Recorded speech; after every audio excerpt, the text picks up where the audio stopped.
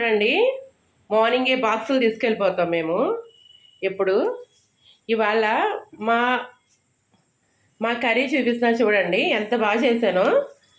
రొయ్యల కర్రీ అన్నమాట, రొయ్యలు మునక్కాడ. చూడండి ఎంత బాగుందో.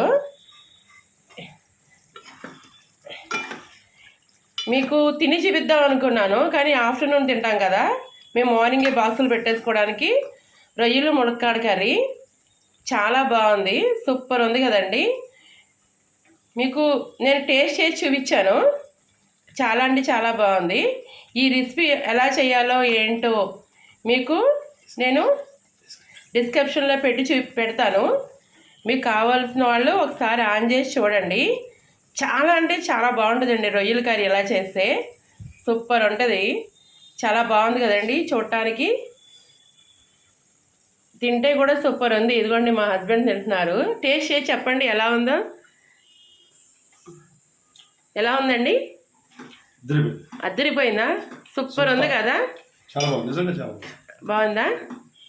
ఓకే, నేను చాలా బాగా చేస్తానండి నాన్ వెజ్, సూపర్ చేస్తాను. ఇది ఎలా చేస్తాను అన్న విషయము నేను ఈవినింగ్ మీకు చేసి చూపిస్తాను మళ్ళీ ఒకసారి. ఓకే అండి, థ్యాంక్ యూ.